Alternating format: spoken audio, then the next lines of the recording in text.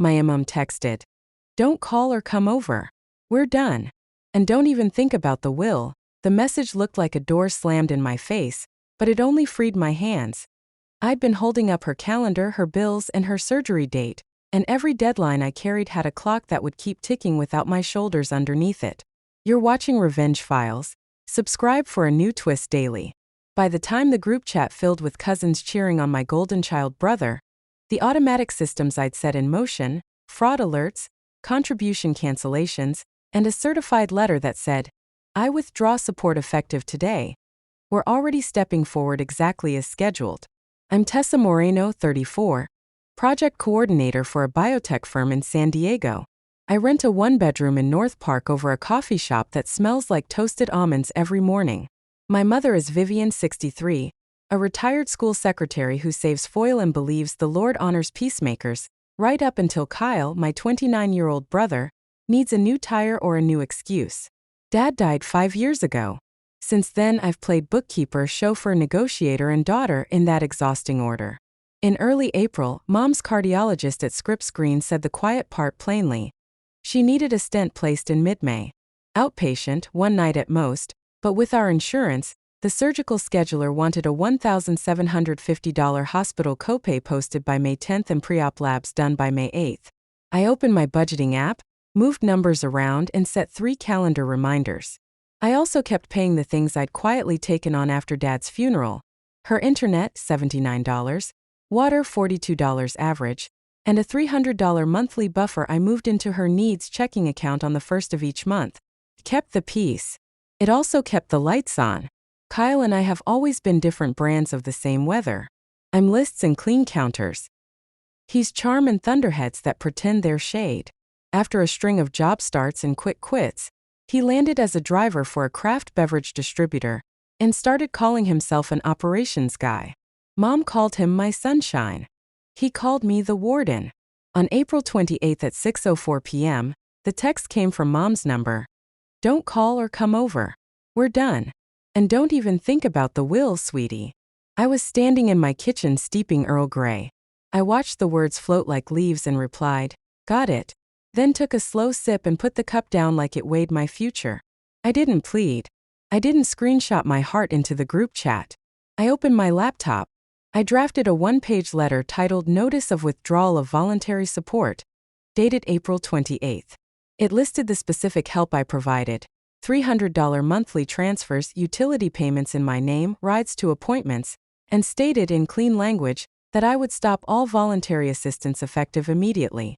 I added one line that mattered more than anything emotional. Existing accounts and cards in my name will be closed or removed within 72 hours. I printed 2 copies, signed them, and sent them certified to Mom's condo and to Kyle's place in El Cajon, so there would be green cards with their signatures. Then I did what felt like a felony and was actually a boundary. I canceled the $300 first of the month transfer. I moved her internet account out of my name. I removed my card from the pharmacy delivery profile. I didn't cut her off from medication. I cut me off from being the open wallet they treated like a family plan. I scheduled an end date for the water account at the next billing cycle and texted Mom the customer service number to switch it to her name. One problem. My brother had already been using Mom's debit card as if it were a party favor. I logged into the joint view-only access Mom gave me when Dad died. It let me see, not touch. In the last 2 weeks, 3 ATM withdrawals had appeared at a liquor store in Lemon Grove. $320, $200, and $180, all at 11:38 p.m. or later. I called the bank's Elder Financial Abuse Hotline, a number I'd found and saved months ago during a different panic. I reported suspicious withdrawals. The rep took my notes and said they'd place a precautionary review hold and call the account holder, my mother, by the end of the day. I didn't tell Mom. I documented. I created a folder on my desktop named April 28th and dragged in the bank screenshots, the certified mail receipts, and a PDF copy of my letter. I added a note on my phone, May 10th copay deadline. Then I shut my laptop and went for a walk under the jacarandas. But then I couldn't get the image of a pen signing my name out of my head. What finally shoved me from worried daughter into methodical plaintiff was an alert I'd set months earlier at the county recorder. If anyone recorded a document affecting Mom's condo, Unit 205 on Juniper Street. An email would hit my inbox. At 9:11 p.m. the alert arrived. Document recorded for parcel. Quitclaim deed. My chest went cold. I clicked. The summary showed grantor Vivian Moreno. Grantee Vivian Moreno and Kyle Moreno, joint tenants. The document date April 27th. The notary line was a name I didn't recognize. The description moved Mom's sole interest into a joint tenancy with right of survivorship. If nothing changed, and if Mom died first, the condo would pass to Kyle outside of probate like a coin palmed from the estate. I printed the alert and the index page. I wrote tomorrow's date, April 29th, next to recorder's office, obtain copy of deed. I added another line. Elder law consult. I sat back, palms flat on the table, and said out loud to my empty kitchen, got it. By midnight, my phone started buzzing. First Kyle. 9 missed calls, 3 voice messages, 2 texts. Answer your phone, and we need to talk. Then a call from Mom. Then another. The elder abuse department at the bank had done what they said they would. When they called my mother and asked about the withdrawals, they also placed a protective hold pending confirmation. Cards declined. The same cards Kyle treated like a gas pump with his name on it. I didn't answer. I put my phone face down and slept like the kind of person I wished I'd been all year. By 9 a.m., I was at the San Diego County Recorder on Claremont Mesa Boulevard. Number D17 folder under my arm. Hair in a no-nonsense bun that told the world I didn't plan on crying. The clerk pulled the quitclaim. The copy slid under the glass with a soft whisper that sounded like my father's voice telling me where he kept the socket set. Mom's signature looked right. The notary's stamp looked fresh. The date was exactly the day before the text that cut me off.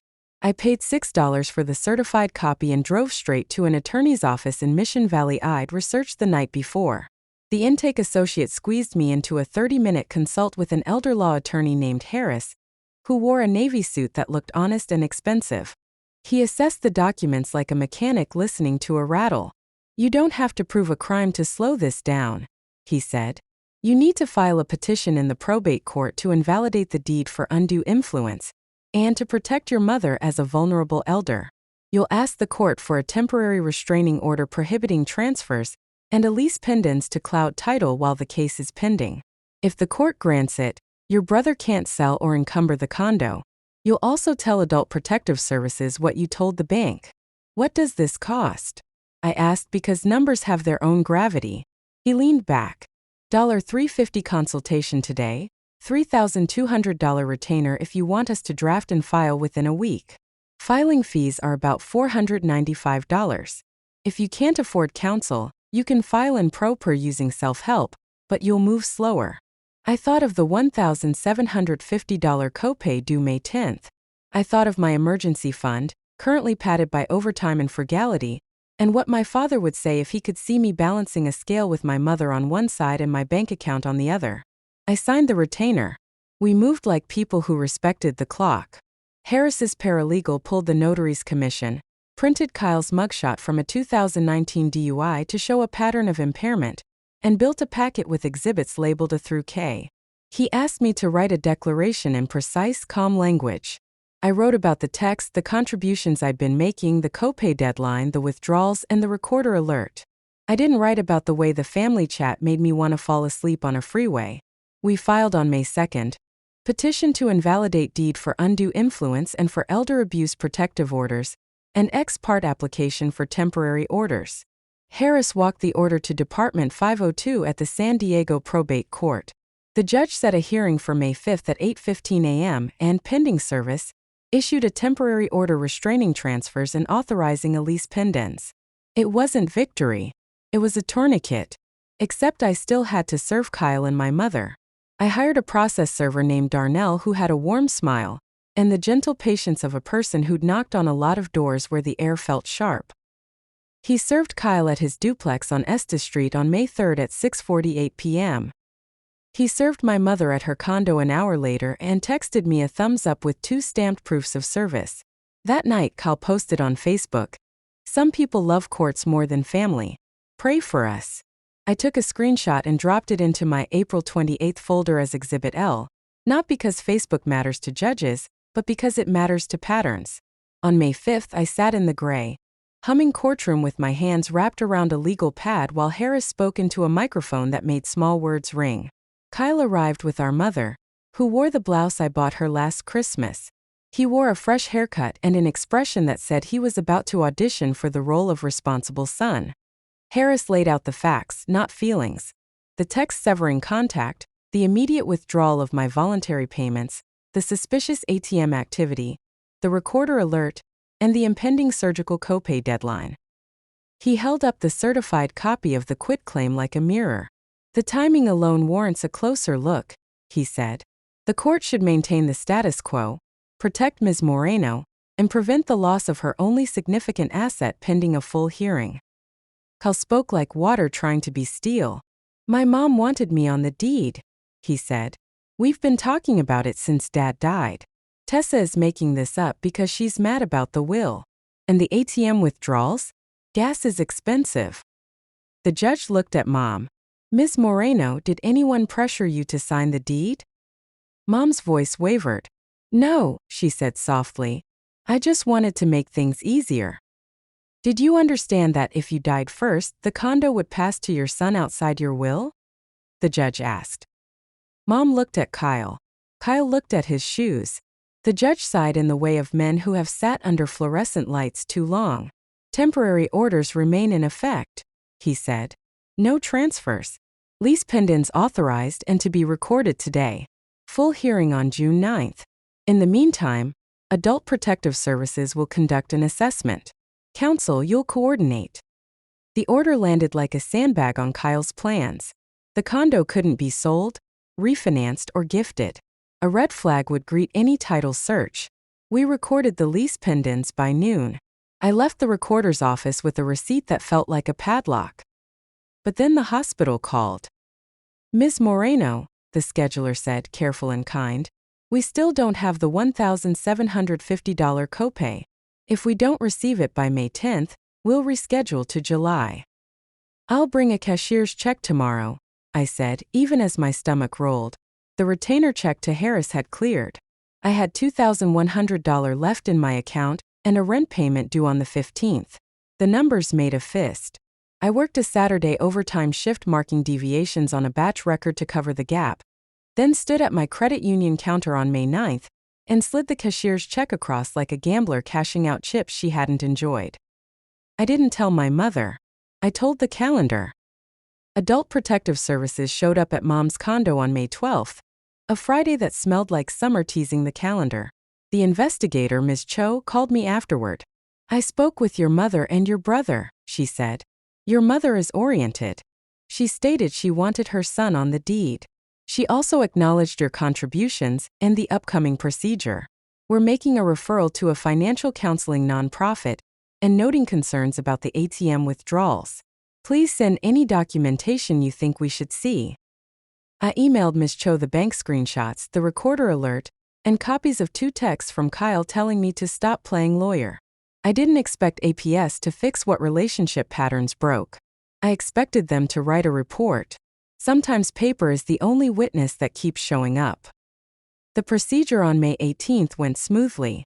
I sat with my mom in pre-op while the nurse shaved a tiny line on her wrist for access and the anesthesiologist explained the words I could already recite. Sedation, stent, recovery, overnight observation. Mom squeezed my hand and whispered, "Thank you," like a person who regretted and didn't know how to sort it. I kissed her forehead and said, "Rest." Kyle arrived late with a giant coffee and a performative sigh. I didn't fight him. Winning in a hospital lobby feels like losing somewhere deeper. I went home, showered, and returned with her favorite lemon cookies from the bakery on 30th Street. Mom dozed and woke and smiled like a woman who wanted to pretend family isn't math sometimes. On May 25th, as she recovered, Harris's office received Kyle's opposition to our petition. It included a typed statement from Mom that read like Kyle had dictated it and a notary had nodded. I was not coerced. It also included a bank statement Mom's, showing a $4,000 cash withdrawal on May 23rd. My jaw tightened. After surgery, after the temporary order, the money came out of the same checking account where I had been making those monthly $300 transfers until April. I called Ms. Cho at APS. We saw it, she said, voice dry as paper. We're adding it to our report. The pattern strengthens your case. I slept badly for the first time since the text. Patterns don't argue. They accumulate. The full hearing loomed like a table I planned to set with plates in order and names in place. The mid-roll surge hit the week before the hearing. I was flipping through my father's old file box for our original condo deed when I found a folder labeled Will Vivian 2017. Inside. A copy of Mom's will drafted after Dad died. It left the condo to be liquidated and proceeds split equally between me and Kyle. It named me executor. It included one line I had forgotten. In the event my son, Kyle Moreno, has outstanding loans from my estate at my death, those sums shall be offset from his share. Loans. I remembered them now like bruises you stop noticing. Dad had documented 2 loans to Kyle. $6,500 for a truck and $3,200 for a certificate program that never turned into a job. There were signed promissory notes with dates and Dad's meticulous handwriting in the margins. Paid $200 July 2018. No further payments. I scanned the notes and slid them into our evidence binder as Exhibits M and N. They weren't dynamite, they were a map. June 9th arrived bright and cruel. Department 502 filled with the faint smell of coffee and anxiety. Harris rested his hand on the binder like a priest with a hymnal. Kyle came alone this time. Mom had called that morning to say she didn't feel well enough to sit in court. I believed her. Harris opened. We're not here to rewrite Ms. Moreno's wishes, he said, voice steady. We're here because of the timing and the pattern. A quitclaim deed executed the day before my client was cut off. ATM withdrawals at night consistent with third-party use. A $4,000 cash withdrawal after the temporary order. An Adult Protective Services report noting concerns. And found this week, promissory notes that show significant prior loans to the proposed beneficiary of this deed. The court should invalidate the quitclaim as a product of undue influence and preserve the 2017 will, which distributes the asset fairly. Kyle argued. He said the words you say when you think tone is a fact. She wanted me to have the place. Tessa is mad. I help Mom every day. I take out her trash. I do her Costco runs. He moved his hands a lot. He blamed the bank. He said the $4,000 cash was for household expenses. He could not produce receipts. He could not explain why household expenses required $4,000 in cash 2 days after a heart procedure and 1 day after APS visited. The judge asked for the APS investigator. Ms. Cho had filed a declaration. The judge read silently for a minute that felt like waiting for a thunderclap. Then he spoke slowly, like someone putting heavy things on a shelf in order so they won't fall. The court finds that the quitclaim deed recorded April 28 was executed under circumstances suggesting undue influence, including a sudden change in long-standing estate plans, temporal proximity to the severing of support by the petitioner, unexplained cash withdrawals, and an Adult Protective Services report raising concerns. The temporary orders are made permanent as to invalidating the deed. Title shall reflect Ms. Moreno as sole owner. A copy of this order shall be recorded. The lease pendants may be withdrawn once the order is of record. He wasn't done. Furthermore, the court orders that any cash withdrawn from Ms. Moreno's accounts in excess of $500 during the pendency of temporary orders be accounted for within 30 days. If no accounting is provided, the court will enter a surcharge against Mr. Kyle Moreno in favor of Ms. Moreno's estate, to be offset against any distributive share under the 2017 will. Harris asked for costs. The judge granted $1,240 in attorney's fees, in the interests of justice, against Kyle personally, payable at $100 per month until satisfied. Small amounts, big meaning. Kyle sagged like the air had left his costume. Outside in the hallway he tried one more script. You didn't have to do this, he said. You could have just talked to me. I did, I said. You heard, got it, and thought it meant I quit. It meant, I'm done subsidizing your stories. He looked like a kid who finds out the pool is closed after he already took off his shirt. He walked away. The clerk issued the signed order that afternoon. We walked it across to the recorder and paid $21 to record. The updated property record posted the next morning. Vivian Moreno, a widow, sole owner. I printed it and slid it into a sleeve behind a photo of my parents on their wedding day, both of them impossibly young and believing. Consequences came like a careful tide. The bank sent Mom a letter noting protective measures lifted. Joint debit card reissued with chip and PIN sent to account holder only. APS referred Mom to a budgeting workshop run by a non-profit where people use pencils and gentle voices. Kyle did not provide an accounting for the $4,000. The court entered the surcharge on July 17. $4,000 to be offset against any share Kyle Moreno receives under the 2017 will. A small claims judgment might have looked louder, but this line would sit inside the estate like a spring trap made of math. The attorney's fee order became its own metronome. The first $100 check arrived on August 5. A money order with shaky handwriting and no return address. Harris photocopied it and smiled the thin, satisfied smile of a man who has watched a lot of grown children learn interest. When the second one came on September 4, I used the back to jot down a dinner list. Salmon, asparagus, lemon. Life makes room sometimes right on top of the paperwork. Mom and I rebuilt something quieter than before. No grand confessions, no revisions of history. She started calling me on Sunday evenings to tell me which church lady made the best lemon bars, and to ask for help reading her explanation of benefits. I showed her how to set up her own autopay for internet and water. I did not switch them back to my name. When she mentioned changing her will one day, I nodded and said, "When you're ready, we can go together to an attorney who's not related to either of us." In October, she handed me a stamped envelope after dinner. "Mail this for me," she asked. Inside was a small personal check for $300 and a note in her handwriting. "For May and June. I should have helped with the copay. I want to help with you." I cried in my car in the parking lot like a person who finally lets herself. Kyle texted me exactly once more. "We need to figure out the will," he wrote in November. I replied, "There's nothing to figure out. There's a document that says what it says. If Mom wants to change it, we'll both go with her to a lawyer who explains everything in front of us." He sent a thumbs up emoji. Then he sent nothing at all. When the court mailed an order satisfied for the attorney's fees the following summer, 12 money orders, 1 late, none bounced, I took the paper out of my mailbox and realized my shoulders were down where they belonged. I still have the first text saved. Sometimes I open it the way you check a scar, not because it hurts but because it's proof your body healed around impact. "Don't call or come over. We're done. And don't even think about the will, sweetie." I replied, "Got it," and meant it like a person signing for a package that wasn't hers and returning it across the counter with a smile. The night my phone blew up with missed calls and messages, I learned something I wish I'd learned sooner. You can set down a load and the world won't end. It will reveal who's been standing on your back. Deadlines don't care about family politics. Paper doesn't take sides.